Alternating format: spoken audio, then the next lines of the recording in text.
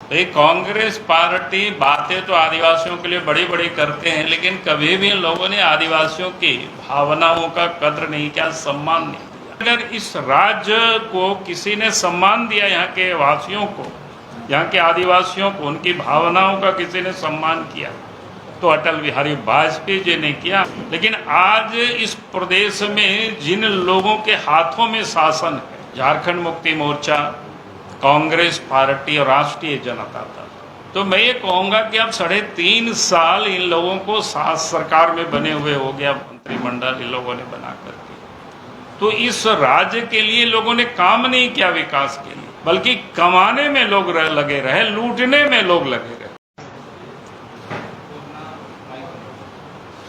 क्योंकि अलग राज्य की मांग आज से नहीं बल्कि वर्षों से, और वर्षों ही नहीं, स्वतंत्रता के समय से ही झारखंड राज्य की मांग चल रही थी। यहाँ से आंदोलन हो रहा था और आंदोलन के अग्रिम पंक्ति में यहाँ के आदिवासी भाई बहनें हुआ करते थे, और उस समय अखंड रूप से कहिए कि देश में और प्रदेशों में भी यानी कांग्रेस पार्टी की सरकार हुआ करती। कांग्रेस पार्टी बातें तो आदिवासियों के लिए बड़ी बड़ी करते हैं, लेकिन कभी भी इन लोगों ने आदिवासियों की भावनाओं का कद्र नहीं किया, सम्मान नहीं दिया। कांग्रेस की केंद्र में चाहे नेहरू जी की सरकार रहे हो, चाहे इंदिरा जी की सरकार रहे, चाहे राजीव गांधी की सरकार रहे, चाहे नरसिंह राव की सरकार रहे हो,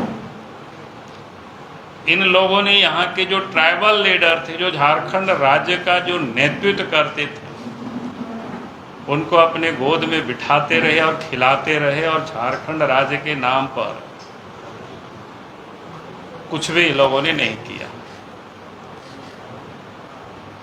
और झारखंड के नेता भी, यानी जिन लोगों ने राज्य नहीं बनाया, कि उनके साथ ही वो रहे, चूंकि उनको थोड़े बहुत पैसे से उपकृत करते रहे या कुछ पदों से भी उपकृत करते रहे हैं। लेकिन भारतीय जनता पार्टी जब 1980 में बनी, और उसके बाद भारतीय जनता पार्टी ने घोषणा किया अपनी घोषणा पत्र में कि जब भारतीय जनता पार्टी के नेतृत्व में केंद्र में सरकार बनेगी तो हम अलग झारखंड राज्य बनाएंगे। और मुझे ये कहने में खुशी हो रही है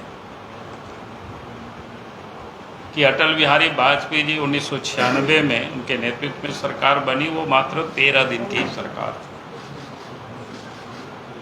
तो सरकार में बहुमत भी उस समय नहीं प्राप्त हुई। 13 दिन की सरकार में ये संभव नहीं था अलग राज्य बनाना। 2 साल के बाद फिर 1998 में फिर लोकसभा का चुनाव हुआ, और फिर से अटल बिहारी वाजपेयी जी के नेतृत्व में केंद्र में सरकार बनी। सौभाग्य था कि हम भी उस सरकार के मंत्रिमंडल में एक राज्य मंत्री के रूप में हमने भी शपथ ली, और वाजपेयी जी के साथ हमने भी काम किया, ये हमें सौभाग्य मिला।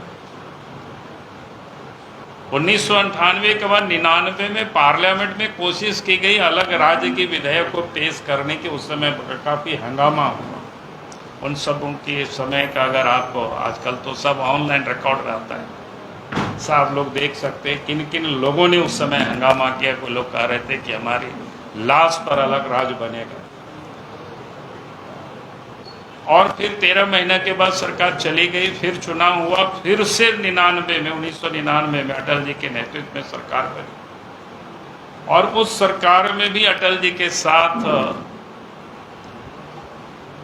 राज्य मंत्री के रूप में काम करने का मौका मिला। और 15 नवंबर 2000 आते ही भारत की पार्लियामेंट से अलग झारखंड राज्य की प्रस्ताव पारित हुआ। भले अलग झारखंड ही नहीं बल्कि उत्तराखंड और छत्तीसगढ़ भी राज्य बना।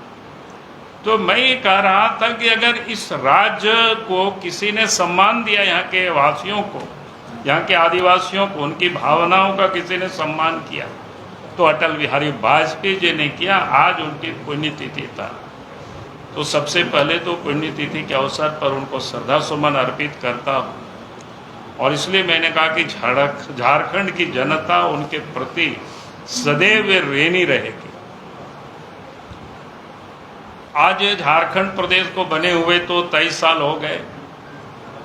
हमें भी राज्य में पहले मुख्यमंत्री बनने का मौका मिला, फिर विकास की जो बुनियाद, विकास के काम जो हम सब लोगों ने किया वो किसी से छुपा हुआ नहीं। हमारे बाद फिर अर्जुन मुंडा भी मुख्यमंत्री बने, रघुवर दास जी भी बने। इस राज्य के विकास के लिए काम हुआ। लेकिन आज इस प्रदेश में जिन लोगों के हाथों में शासन है, झारखंड मुक्ति मोर्चा, कांग्रेस पार्टी और राष्ट्रीय जनता दल, तो मैं ये कहूंगा कि अब 3.5 साल इन लोगों को सरकार में बने हुए हो गया, मंत्रिमंडल इन लोगों ने बना करके, तो इस राज्य के लिए लोगों ने काम नहीं किया विकास के लिए, बल्कि कमाने में लोग लगे रहे, लूटने में लोग लगे रहे।